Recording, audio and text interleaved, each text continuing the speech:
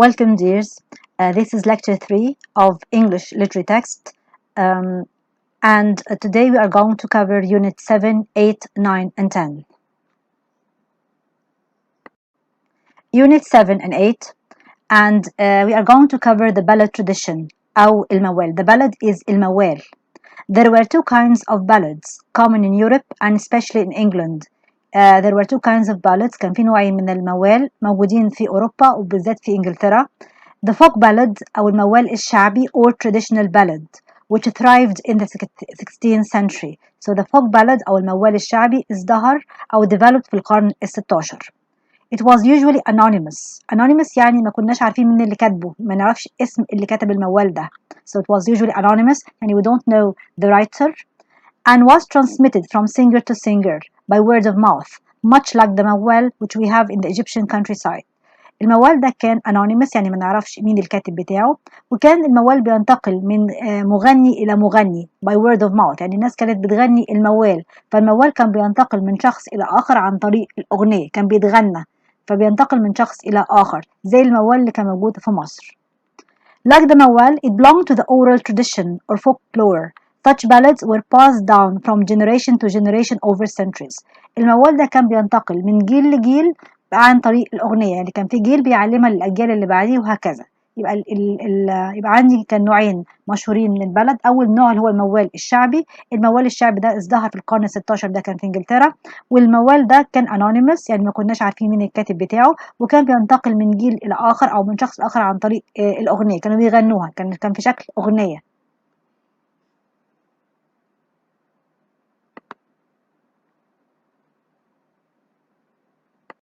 As in the Arabic folklore, we had the legends of Abu Zayd al-Hilali, Al-Zahir Babers, and others.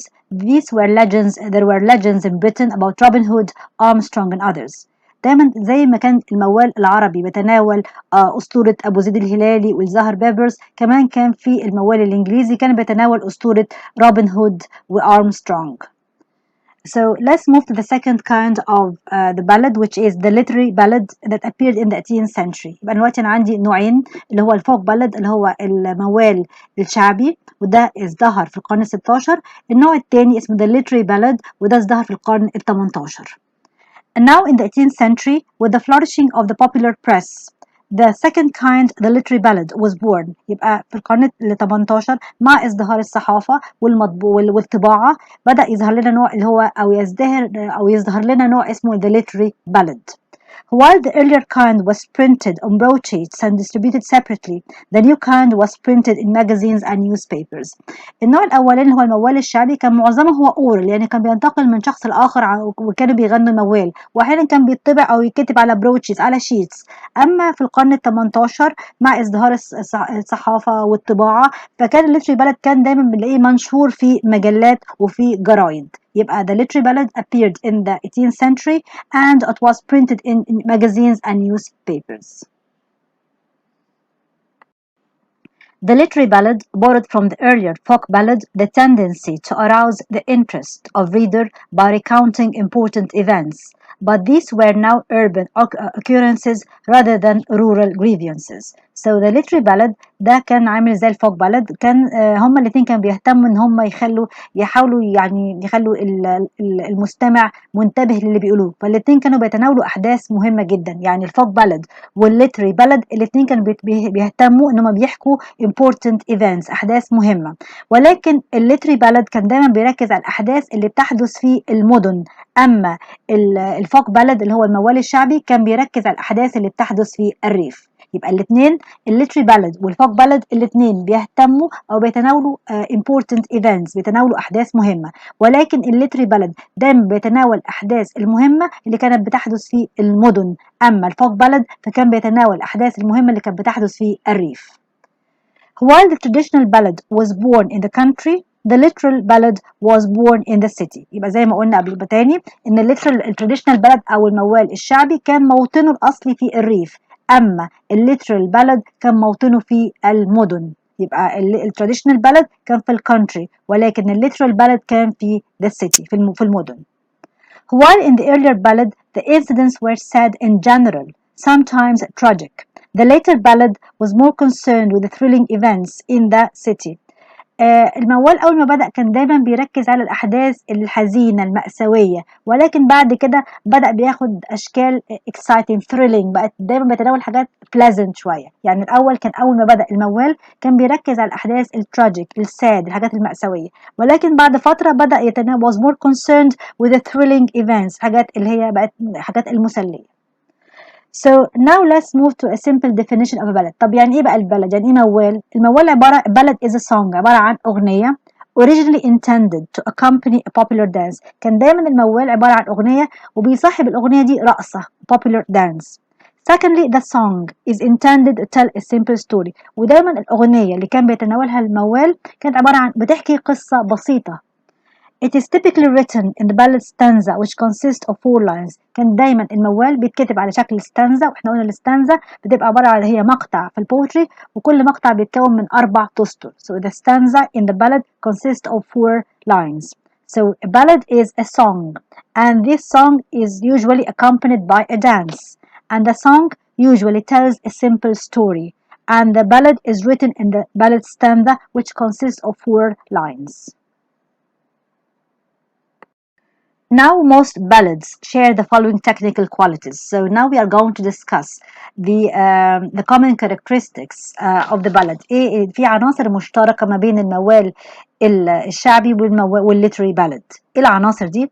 The language is simple. يبقى دايما البالد سواء كانت folk ballad or literary ballad the language is simple. دايما كانوا بيستخدموا في الموال في كتابة الموال أيا كان نوعه بيستخدموا لغة سهلة بسيطة. anonymous. معظم الموال الموجود او البالادز الموجوده احنا ما نعرفش مين الكاتب بتاعها. anonymous يعني we don't know the name of the writers. طبعا في موال احنا عارفين مين الكاتب بتاعه، ولكن في كتير قوي احنا ما نعرفش مين الرايترز بتوع البالاد. The ballads, even the literary ones, maintained the use of the language of conversation. معظم زي ما قلنا إن البالاد سواء كانت folk ballad أو literary ballad بتستخدم لغة سهلة بسيطة، وكان دايما بيستخدموا اللغة العادية اللي بنستخدمها في الحوار العادي، في الconversation العادية، في الحوار بتاعنا العادي. فدايما كانوا بيستخدموا لغة بسيطة. The story is told through dialogue and action. ودايما القصة اللي كانت بتتحكي في الموال كانت بتتحكي عن طريق الحوار dialogue وعن طريق الأكشن، كانت بتصور لنا الأكشن اللي بتحصل في الستوري ديت. يبقى دايما عندي the language is simple, it's anonymous because we don't know the name of the writer, and the ballad used the language of conversation, and the story is told through dialogue and action. The theme is often tragic, a feature not always maintained, especially towards the end of the 18th century when comic ballads were written and had some popularity. So the theme in the literary ballad or the folk ballad was usually sad, a tragic theme. كان دايما البالاد سواء الفوك بالاد أو الليتري بالاد كانوا بيتناولوا اللي هو التراجيك أو sad events. كان بيتكلم على حاجات فيها حاجات مأساوية، حاجات فيها حزن. ولكن مع نهاية القرن ال 18 بدأ في حاجة اسمها the comic ballads. comic ballads بدأوا يتناولوا أحداث خفيفة، أحداث يعني مسلية، أحداث مضحكة، ودي النوع من البلد ده بدأ to gain popularity. يبقى الأول الثيم used in both folk ballad and literary ballad was tragic, was often tragic, was sad. كان دايما بيتناولوا أحداث مأساوية، أحداث فيها حزن. ولكن مع نهاية القرن ال 18 بدأ في الكوميك بالاد أو الموال الفكاهي بدأ يعني يظهر على الساحة وبدأ الناس تحبه. As a song originally accompanying a dance, the tune was usually familiar and was usually repeated from stanza to stanza. بما ان البلد او الموال عبارة عن اغنية والاغنية معاها رقصة، فكان دايما لازم يستخدموا تيون او نغم سهل او نغمة سهلة، نغمة معروفة عند الناس، والنغمة دي كانت دايما بتتكرر من ستانزا لستانزا، كانت بتتكرر طول الموال. يعني دايما زي ما قلنا ان الموال عبارة عن اغنية والاغنية دي تتغنى وطبعا معاها بيصاحبها رقصة، فكانوا دايما بيستخدموا معاها نغم تيون، نغمة سهلة بحيث ان النغمة دي الناس تقدر يعني تحفظها او تسمعها وتستمتع بيها. والنغمة دي كانت بتتكرر من موال لآخر او احيانا كانت بتتكرر طول الموال from stanza to stanza. Examples of traditional ballad is Sir Patrick Spence. طبعا دلوقتي احنا هندرس نموذج للموال اللي هو اسمه Sir Patrick Spence. Sir Patrick Spence is an example of a folk ballad, and it's anonymous because we don't know the name of the writer. بس Sir Patrick Spence دي هي ballad، والبالد هي folk ballad، واحنا هي anonymous، احنا ما نعرفش مين الكاتب بتاعها. The king sits in Dunfermline town drinking the blood red wine. or where will I get a good sailor to sail this ship of mine. So this is the first stanza. دي أول stanza في البلد، بتتكون زي ما احنا شايفين من 4 أسطر. هنا في ملك قاعد في دامفلين تاون، في مكان في I think في اسكتلندا، بيدور على بيقول لهم أنا عايز أدور على بحار كويس عشان يبحر بالسفينة بتاعتي. So now actually the king is in Dunfermline town and he is drinking his wine and he's asking about a good sailor to sail his ship. Up and spoke an elderly knight, sat at the king's right knee. Sir Patrick Spens is the best sailor that sails upon the sea. في واحد من الفرسان اللي كانوا قاعدين مع الملك قال له في بحار كويس جدا اسمه سير باتريك سبنس، هو أحسن بحار ممكن يبحر بالسفينة بتاعتك. يبقى احنا شايفين هنا في أول stanza كان عندي question. The king asks about he wants to know the name of a good sailor to sail his ship. And in the second stanza, an old knight told the king that there was a good sailor called Sir Patrick Spens, and he believed that Sir Patrick Spens is the best sailor that could sail his ship. The king has written a broad letter and signed it with his hand. الملك على طول أول ما عرف اسم سير باتريك سبنس راح كاتب جواب ومضى باسمه عشان يطلب من سير باتريك سبنس إن هو يجي يبحر بالسفينة بتاعته.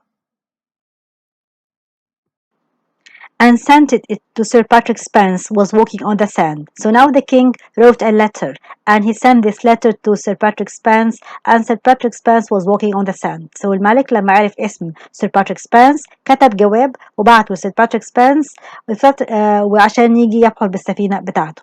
The first line that Sir Patrick Spens read, a loud laugh laughed he. The next line that Sir Patrick read, the tear blinded his eye. So actually this was his reaction, Sir Patrick Spence's reaction when he received the king's letter.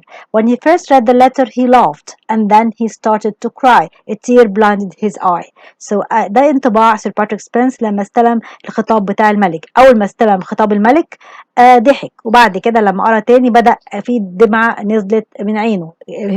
So this was his reaction. في الأول ضحك وبعد كده he cried. Oh, who if this has done this deed, this ill deed done to me, to send me out this time of the year to sail upon the sea.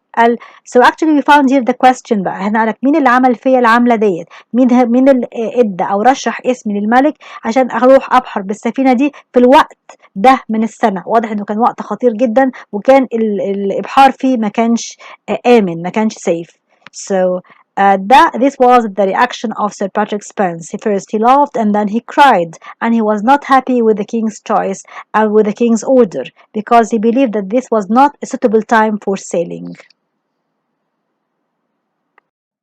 Make haste, my merrymen all, our good ship sails the morn. O say, nay, say, my master dear, for I fear a deadly storm. So here actually Sir Patrick Spens talks and gives orders to his men by asking them to be prepared to sail in the morning. هنا سير باتريك سبنس بسرعة قاعد يتكلم مع البحارة بتوعه قال لهم استعدوا إن إحنا هنبحر الصبحية. ولكن one of his sailors said that he's afraid and he said that it was not suitable time for sailing because he fears a deadly storm. ولكن واحد من البحارة رد على سير باتريك سبنس قال له أنا شايف إن الميعاد ده مش مناسب جدا لأن أنا خايف تقوم عاصفة مميتة. So actually here we find that Sir Patrick Spens is talking to his sailors and he's giving them orders by asking them to get prepared. But one of his men said that it was not a suitable time for sailing because he fears a deadly storm. As we see in the first line, make haste, my merrymen. Make haste is a repetition. هنا بيستخدم repetition بيكرر الأوردر بتاعه علشان يخلي his sailors to be prepared. Here actually a few lines to explain the poem or the ballad. Sir Patrick Spens is a well-known and popular ballad. Sir Patrick Spens دي عبارة عن بلد أو موال معروف، هو موال شعبي ومعروف وإحنا ما نعرفش مين الكاتب بتاعه. Like most traditional ballads, it relates a sad and tragic story of danger and death. سير باتريك سبنس زي معظم التراديشنال بلد بتتكلم او بتحكي عن قصه مأساويه وحزينه لان احنا بعد كده هنعرف ان سير باتريك سبنس والبحاره اللي معاه واللي كانوا راكبين معاه السفينه هم غرقوا فعلا بالسفينه بتاعتهم فهي كده بتتكلم it relates a sad and tragic story. The Scotch king wants a sailor to sail his ship. An old knight said that Patrick Spens the best seller. طبعا هي بدأت البلد بأن الملك the Scotch King ملك اسكتلندا كان بيسأل على اسم بحار كويس عشان يبحر بالسفينة بتاعته. واحد من الفرسان بتوعه اقترح ان سير باتريك سبنس هو واحد من احسن البحارين اللي ممكن يبحر بالسفينة. The king writes and signs a letter which is delivered to him as he's walking along the sea coast. وأول ما الملك عرف اسم سير باتريك سبنس he wrote a letter and ordered him to sail his ship. كتب له الملك أول ما عرف اسم سير باتريك سبنس كتب جواب وبعته لسير باتريك سبنس وطلب منه إن هو يستعد عشان يبحر بالسفينة بتاعته. At first, Sir Patrick Spence laughs at the order, and then a tear blinds his eye, and he asks who has done this ill deed to send him to sea at this time of the year. The reaction بتاع Sir Patrick Spence when he received the king's letter. At first he laughs, and then he cried because he knows that it was not a suitable time for sailing. ده كان رد فعل سير باتريك سبنس أول لما استلم جواب الملك. أول حاجة ضحك وبعد كده يعني عيط أو قال مين اللي رشح اسمي للملك لأن هو كان عارف إن الوقت ده ما كانش مناسب جدا للإبحار. سير باتريك سبنس tell his men that they will sail in the morning ولكن سير باتريك سبنس قرر إن هو ينفذ أوامر الملك وأصدر أوامره للبحارة بتاعته إن هم يستعدوا عشان هيبحروا في الصباح. One man expresses his fear that there will be a deadly storm and that they will be harmed because he has seen an omen of danger. A group of Scots noblemen are aboard the ship when it sinks. So when Sir Patrick Spens gave his orders to his men to get prepared for sailing, one of his men said that he is afraid of sailing because he said he is afraid of a deadly storm and that he has seen an omen of danger. So لما سير باتريك سبنس ادى اوامره للبحاره بتوعه انهم يستعدوا انهم يبحروا في الصباح، واحد من البحاره قالوا ان هو يعني ده وقت غير مناسب تماما لانه خايف انه يحصل فيه عاصفه مميته، وقال ان هو شاف نذير شؤم معناها ان الرحله دي مش هتكتمل على خير. وفي الاخر فعلا السفينه يعني غرقت وكان على متنها مجموعه من السكوتس نوبلمان، كان مجموعه من نوبلمان الاسكتلنديين كانوا على متن السفينه لما غرقت. So now let's move to Unit 9, the Romantic Ballad. What do we mean by Romanticism?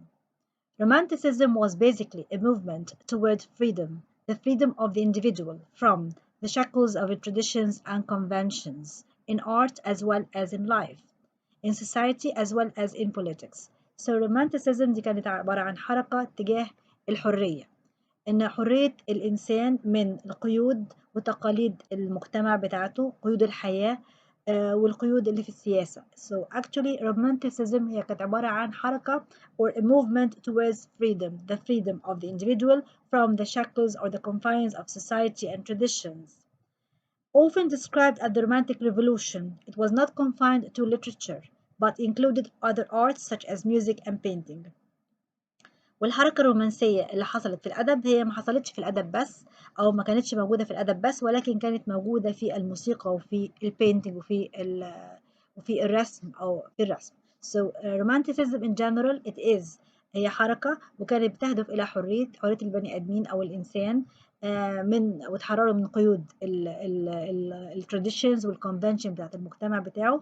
والرومانتيسيزم دي كانت موجودة في الأدب وكانت موجودة كمان في الموسيقى وكانت موجودة في الفن. Let's move to Unit 10, the Romantic Effusion. Now we are going to discuss one of Shelley's poem, Music When Soft Voices Die. So Unit 10, the Romantic Effusion, Shelley is so well known to the Arabic reader through translations and adaptations. So we are going to discuss احنا دلوقتي هنتناول قصيدة كتبها الشاعر الإنجليزي المعروف شيلي.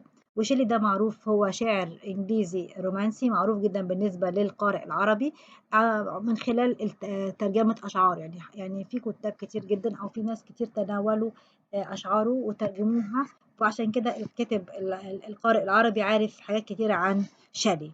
He is regarded in the Arab world as the romantic poet par excellence, and he seems to have been responsible for the rise of Arabic romanticism in the early 1930s.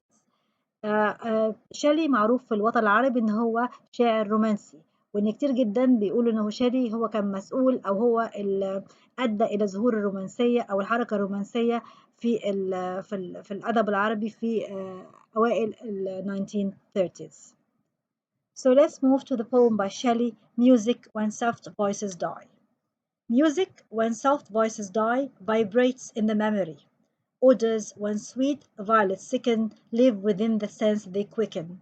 So here actually Shelley talks about the idea of music. He said talks about music. He said that the good music remains in the memory even when the music stops. So and even the smell of the flower remains even when the flower or the flower dies or the flower is gone. هنا شيلي بيتكلم على ازاي الانسان ممكن يفضل يتذكر الموسيقى الجميله حتى لو مصدر الموسيقى ده بينتهي، حتى لو الموسيقى دي مش موجوده خالص. الموسيقى الجميله بتفضل عايشه في وجداننا أو في افكارنا حتى لو الموسيقى دي انتهت. نفس الكلام بيتكلم ان احنا الروائح الجميله او الريحه الجميله بنفضل حاسين ان احنا شمينها حتى لو الورده اللي كانت بتصدر العطر الجميل ده او الريحه الجميله دي الورده دي اختفت او الورده دي ذبلت. Rose leaves when the rose is dead are heaped for the beloved bed, and so thy thoughts, when thou art gone, love itself shall slumber on. So again here Shelley continues with the idea that even when his lover is gone, his beloved is gone, he will still remember her. يعني عايز يقول ان هو زي ما الموسيقى بتفضل موجودة في وجداننا حتى لما مصدر الموسيقى بينتهي، او رائحة الورد بتفضل موجودة حاسين ان احنا شامينها حتى لو الورد ده مش موجود. هو بيقول نفس الكلام ده، انه هيفضل متذكر حبيبته حتى لما حبيبته تروح وتذهب ما تكونش موجودة. So the poet say that the memories of the dear ones remains even when they are gone. So the poet here شالي هنا بيقول ان طبعا هنفضل متذكرين الناس اللي احنا بنحبهم حتى لو الناس اللي احنا بنحبهم دول ما كانوش موجودين، هتفضل ذاكرتهم، هتفضل يعني الميموريز بتاعتهم هتفضل عايشة جوانا حتى لو الاشخاص دول مش موجودين. He compares these memories to the soft music and the beautiful scent of flowers. طبعا شيلي عشان يوصل الفكرة بتاعته هو شبه ازاي احنا بنفضل متذكرين الناس اللي بنحبهم، فاستخدم فكرة الميوزك الموسيقى، فكرة the beautiful scent of flowers ريحة الفلاورز الجميلة. عايز يقول ان الناس الحلوة او الناس اللي احنا بنحبهم في حياتنا حتى ما الناس دول بيرحلوا بنفضل متذكرينهم. الناس بيبقوا عاملين زي قطعة الموسيقى الحلوة، بنفضل متذكرين النغمة بتاعتها حتى لو الموسيقى دي بتنتهي. ونفس الكلام بيبقوا عاملين زي روائح الورد الحلوة، بنفضل حاسين كأننا شمينا حتى لو الورد ده مش موجود. Shelley uses personification in when soft voices die, when sweet violence sicken. طبعا شيلي هنا استخدم personification هو التشخيص، فعندي when soft voices die إن هو شبه voices بإنسان بيموت طبعا. So he compares voices to a person who dies. And when sweet violets sicken, and even again here he compares and uses personification when he compares the violets to a sick person. Again Shelley uses alliteration in sweet and sicken. احنا قلنا قبل كده alliteration هي لما بنكرر أول حرف أول صوت في أول الكلمة، يعني sweet and sicken how he repeats the sound S. So here actually Shelley uses طبعا he uses a very simple language. طبعا the poem is written in a very simple language.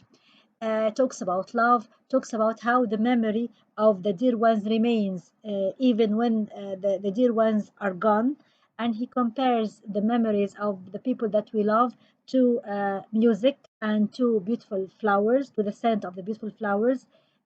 Shelley uses personification in when soft voices dies, when sweet violets sicken, and even for the last sentence of the poem when he said love itself shall slumber on. Slumber on يعني ينام. Again personification. Personification هي تشخيص. And finally he uses alliteration in sweet and sicken, and he repeats the first sound of the S in sweet and sicken.